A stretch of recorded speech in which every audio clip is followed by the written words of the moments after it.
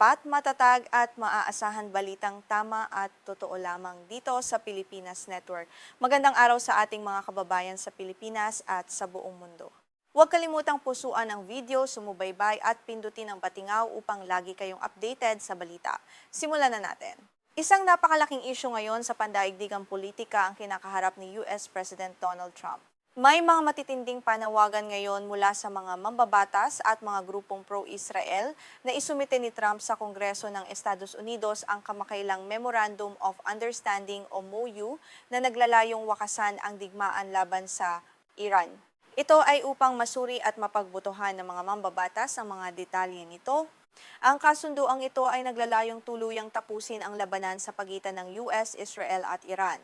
Kasama sa mga pangunahing tuntunin nito ang pagbubukas ng Strait of Hormuz, pag-aalis ng blockade sa mga daungan ng Iran at pagpapatigil sa labanan sa lahat ng dako, kabilang ang Lebanon. Ngunit ang mabilis na pag-usad ng kasunduang ito ay agad na kumuha ng atensyon ng mga kritiko na nagnanais ng mas malalim na pagsusuri mula sa pamahalaan. Ipinapanawagan ng mga mambabatas ang paggamit sa Iran Nuclear Agreement Review Act o INARA bilang pangunahing batayan. Ang batas na ito na ipinasa noong taong 2015 ay nag-aatas na ang anumang kasunduan sa Iran na may kaugnayan sa kanilang programang nuklear ay dapat dumaan sa pagsusuri ng Kongreso. Dito magpapasya ang mga mambabatas kung aaprobahan o tatanggihan ang mga tuntunin ng kasunduan. Kung babalikan natin ang kasaysayan, ang INARA ay naging epektibo noong panahon ng pamumuno ni dating Pangulong Barack Obama. Ito ay binuo habang masigasig na nakikipagnegosasyon ng kanyang administrasyon para sa Joint Comprehensive Plan of Action o JCPOA sa Iran. Hanggang ngayon, ang batas na ito ay nananatiling may bisa at ginagamit na sandata ng mga mambabatas upang limitahan ang kapangyarihan ng ehekutibo. Isa si US Senator Lindsey Graham na kilalang may matigas na paninindigan laban sa Iran sa mga unang mambabatas na humingi ng pagpapatupad sa batas na ito. Ayon sa kanyang naging pahayag sa social media, sa ilalim ng batas ng US, ang anumang kasunduang nuclear sa Iran ay dapat ipadala sa Kongreso para sa pagsusuri at pagboto. Inaasahan niya ang masusing pagbasa sa pinal na dokumento bago ito tuluyang maipatupad sa bansa. Gayunpaman, mabilis na lumitaw ang mga kritiko kabilang ang ilang demokratiko at mga grupong nagsusulong ng kapayapaan sa daigdig. Kinuwestiyon nila ang biglaang interes ng Kongreso na gamitin ang kanilang kapangyarihan ngayon. Binigyang diin nila na binaliwala ng mga Republikano ang autoridad ng lehislatura noong kasagsagan ng digmaan. Para sa kanila, tila may bahid ng politika at pagbabalat kayo ang muling pagbuhay sa isyong ito. Ano nga ba ang nilalaman ng batas na INARA? Ang batas na ito ay nagtatakda ng mga mahigpit na pamantayan para sa anumang kasunduan sa pagitan ng Amerika at Iran na may kinalaman sa kanilang programang nuklear. Hindi mahalaga kung ano ang anyo nito o kung ito ay legal na nagtatali sa dalawang bansa. Obligasyon ng Pangulo na isumite ang buong teksto ng kasunduan sa Kongreso sa loob ng 5 araw mula nang ito ay mapirmahan. Kapag naisumite na ang kasunduan, magsisimula ang 30 araw na panahon ng pagsusuri ng Kongreso. Sa panahong ito, ang mga miyembro ng Senado at Kamara ay may pagkakataon na magpasa ng isang magkasamang resolusyon ng pagtutol upang harangan ang kasunduan.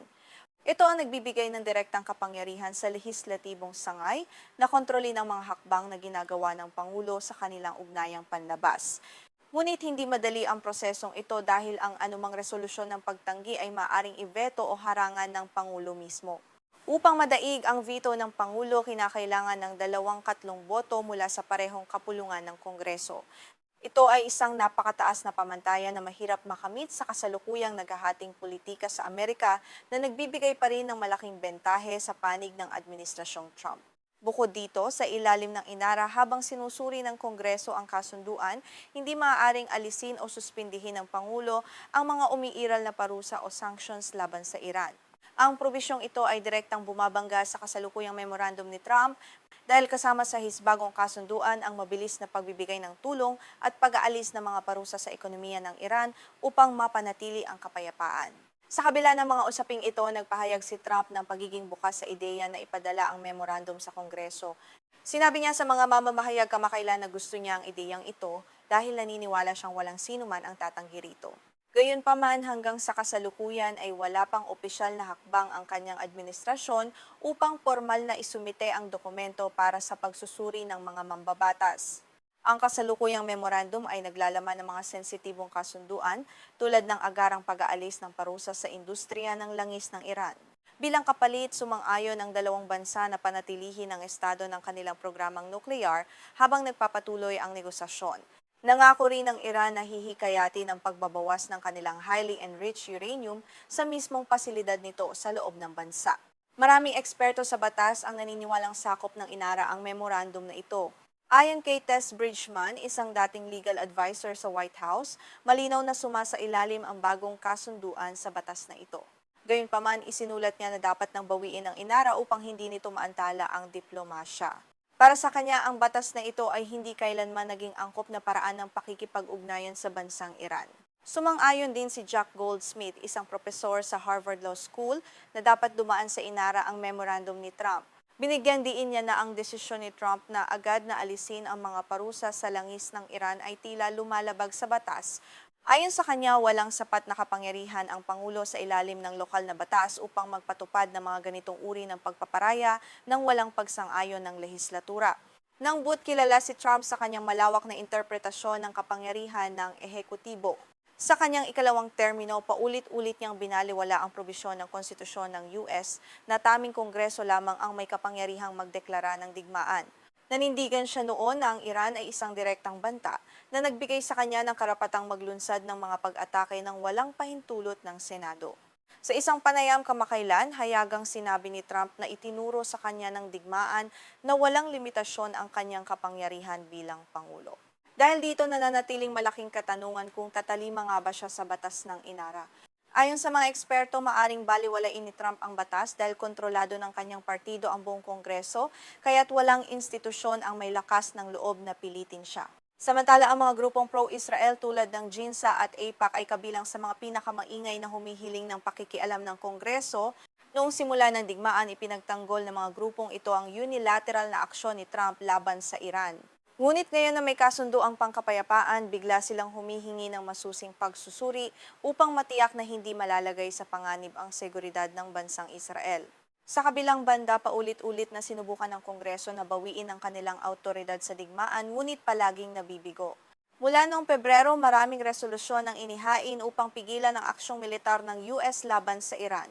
Ilang demokratiko na sinusuportahan ng AIPAC ang lumihis sa kanilang sariling partido upang tutulan ang mga resolusyong ito na nagdulot ng kawalan ng pagkakaisa sa loob ng lehislatura.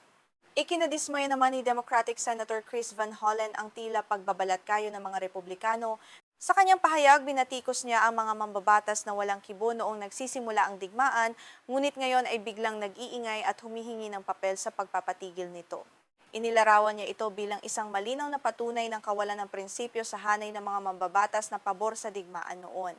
Sa huli, ang labanang ito sa pagitan ng ehekutibo at lehislatibo ay magtatakda ng bagong direksyon para sa patakarang panlabas ng Estados Unidos. Kung magpapatuloy ang pag-iwas ni Trump sa batas ng Inara, maaari nitong tuluyang pahinain ang kapangyarihan ng Kongreso sa mga susunod na kasunduan.